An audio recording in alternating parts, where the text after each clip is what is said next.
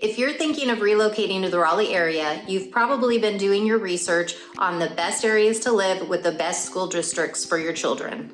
And if you're like me when I first moved here, you may be a bit confused about the Wake County public school system. We have so many choices between public school, magnet, traditional schedules, while others are going to be year-round. All of this information may be a bit confusing, but stay tuned because we're going to be doing a deep dive into each one of these options and help you shift through the information to make the best decision for you and your family. If you want to know more about that, stay tuned. We're at it next.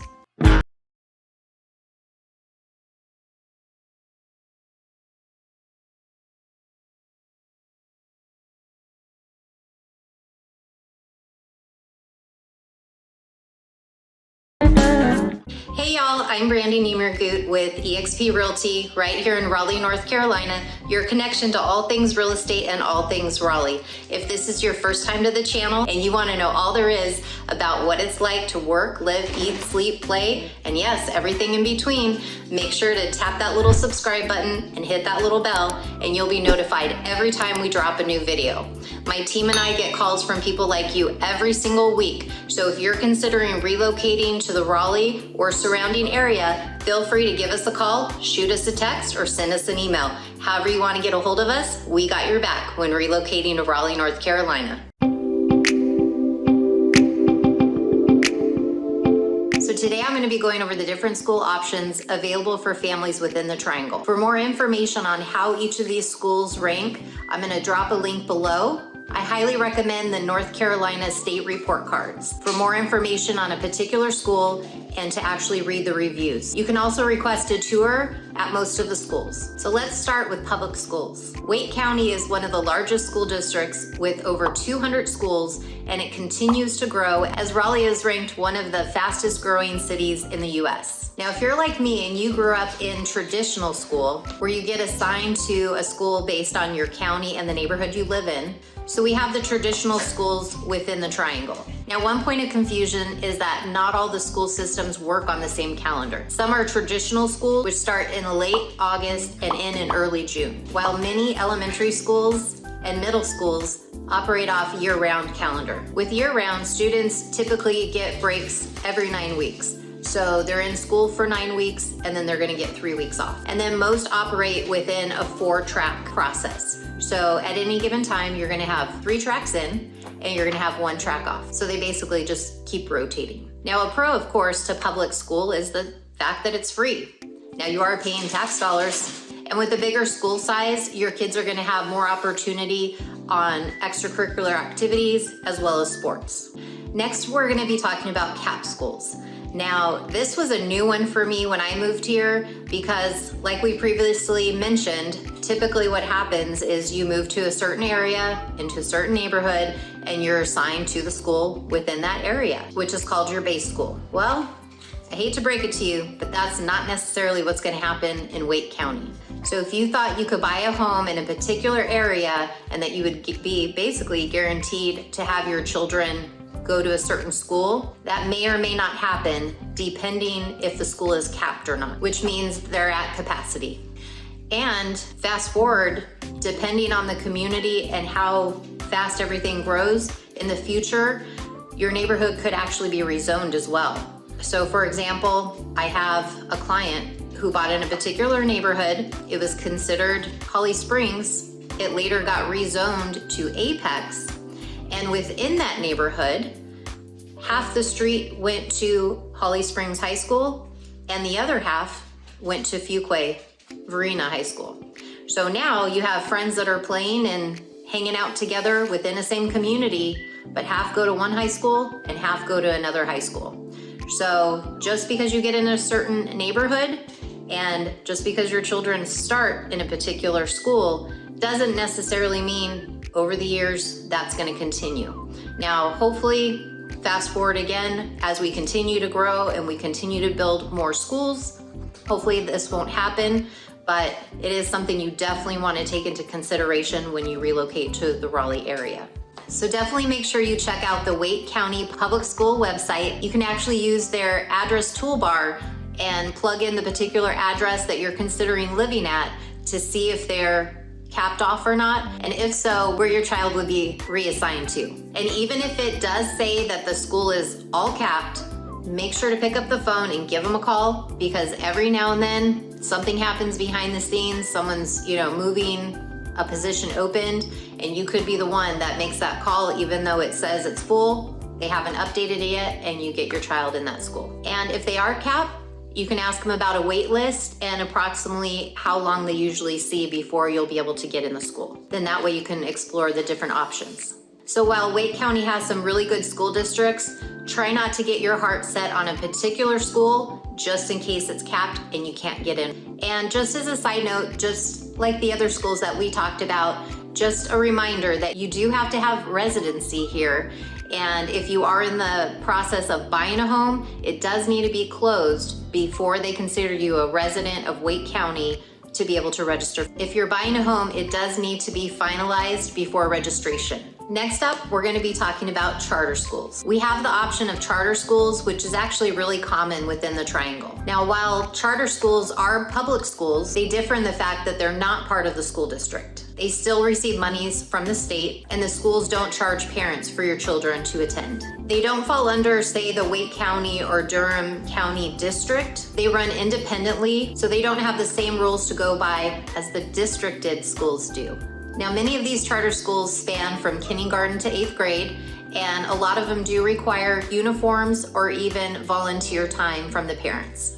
Now, some parents love that, while other parents don't. They typically offer different curriculums and themes, and they may have modified schedules for the year. They also tend to be smaller, which again, some parents like and some parents don't. Now, another thing with charter schools is they typically don't have a busing system. So if you do enroll your child in a charter school here, you would need to be able to drop them off or join, a neighborhood carpool and take turns. Sometimes they don't have cafeterias either. They'll have an app where you can actually order from some of the local restaurants and have it delivered to the school. And if not, you just have your kids pack their school for the day. That's actually how my daughter's school is. They don't have a cafeteria. They eat in the classroom, and she rotates between bringing something from home, or for example, at her school, we have a local pizza place.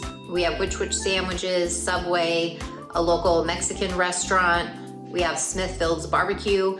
So there's a nice little variety throughout the week, or even as a treat. But it's definitely not cheap.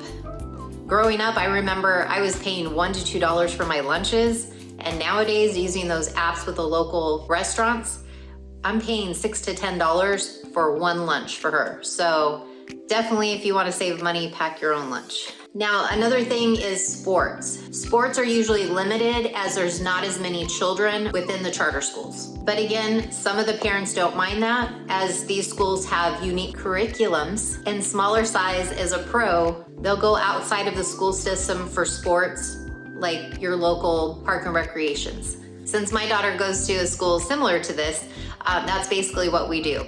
On the outside, we have her signed up at our local community park, and she attends basketball, soccer, and then she also is part of a dance club and gymnastics as well. Now, a big caveat to the charter schools is they're free. You do have to enter a lotto to get in the school. Now, depending on class size and interest, some classes are easier to get in while others are harder.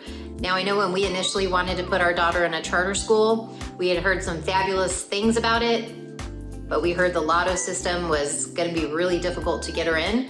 But for the class we were trying to put her in, she was able to get in first time. Now, in saying that, her grade, she also had 3 other friends try to get into the same grade as her, and they did not get in. So on the lotto, they were anywhere from number 43 to 150 and did not get in. So I think we really lucked out when we got in. But one good thing is once you have one child in, it kind of grants them into being able to get into the school. So if you have multiple kids and you can at least get one in, that'll definitely help in the future. Now, you do have to be a resident of North Carolina to be able to apply to the charter schools. Generally, they start taking applications in the winter months between January and February, and then they hold the actual lottos in March. But definitely check the school website, because Those months and dates can vary depending on each school. And depending when you move here, that may or may not be a viable option for you if you have the residency. You can always check through time slots and call the school. So when you are here and you have your residency with us, you can see if it's still a viable option to apply and get your child in the charter school for that year. Another nice thing about charter schools is you actually don't have to live in the same county as the school. So say you live in Johnston County and the charter school's in Wake County. You could actually cross county lines as long as you're gonna drive them and they can attend that school. Now I know some parents will do that, say if they live in Johnston County but they work in Wake County and the school is closer to where they're going to work, they'll go ahead and just drive their kids with them versus having to then drive and try to pick them up, get a babysitter. They just like having them closer to where they're working. So a lot of people like that flexibility as well. Another great thing about charter schools is you can actually apply to multiple charter schools and you just have to give them a 7 to 10 day notice prior to school starting if you're going to accept. You can also apply to multiple charter schools and they'll give you 7 to 10 days prior to the school starting to either accept or turn down your admissions. Next up, let's talk about magnet schools. Now, magnet schools are similar to charter schools in the fact that they're lotto-based system. However, they are different in the fact that they do fall into the public schools, but they're not tied into the actual neighborhoods where you live. So let me give you an example. Say you're coming to the Raleigh area and you're looking for a school and you happen to come across a magnet school. You'll still need to enter like a lotto, but these schools, just like public schools, will need to follow a particular curriculum and the state standards. That's why so many parents like the magnet option, is that they tend to have specialized themes. For example, STEM to leadership to creative arts, language immersion programs, and more. And some tend to run off of the year-round schedule versus the traditional schedule. So again, that would mean your children will go 9 weeks on and then 3 weeks off. Now you do need to live in the school district county for your child to be able to apply and attend the magnet school. And again, you do need to be a current North Carolina resident, and you do need to be a current resident of North Carolina to apply. Now typically, just like the other schools, you apply within the fall time, and it's not a first come, first served basis, so you do have time to tour and visit the school. And these schools are free, just like charter and public schools, just funded by your tax dollars, not additional associated fees. Next up, we have private schools, both faith-based and non-faith-based. Now, private schools are paid admission schools, and these are independent from the public system and don't necessarily follow the same curriculum, testing, or standards. Another really important thing to note is a lot of private schools do not accept IEP plans or 504 plans. So definitely make sure you check the school website or give them a call if your child is on one of these plans, as your children will need to be able to keep up with the current curriculum with no modifications. Here in Wake County, we have a wide range to choose from, religious to non-religious private schools. Some only go up to 8th grade, while others go all the way through 12th grade. So make sure you find out prior to enrolling if that's a concern for you and what the option would be after 8th grade. Would they then go to public school, or what options do they have? Now, tuition is pretty wide open. It can range from as little as $5,000 a year all the way up to $27,000 a year. Now, there's even one school here. Now, it does have boarding, but it'll set you back $58,000 per year. So again, depending on your budget, we definitely have options. And just like the other schools here, admissions typically start in the fall, and in private schools, they'll include interviews, testing, and sometimes even recommendation letters. I know when we ended up switching and putting our daughter in a private school, that's exactly what happened. We had to get 2 letters, we had an in-person interview, and she had a testing prior to getting accepted. Now, if you have a specific question on any of the things we talked about with the schools, from public to private to charter to magnet, feel free to reach out to me. I would love to chat one-on-one more about that information. And if you're considering relocating to the Raleigh or surrounding Raleigh area, we would love to help you. Whether you're looking for acreage, a planned unit development, a townhome, or anything in between, all you gotta do is let us know some of your likes, dislikes, your work situation, things you like to do or don't like to do, and we can definitely help you. But to do that, you gotta give me a call, shoot me a text, or send me an email. However you wanna do it, we got your back when relocating to Raleigh, North Carolina. Till next time, I'll see y'all later.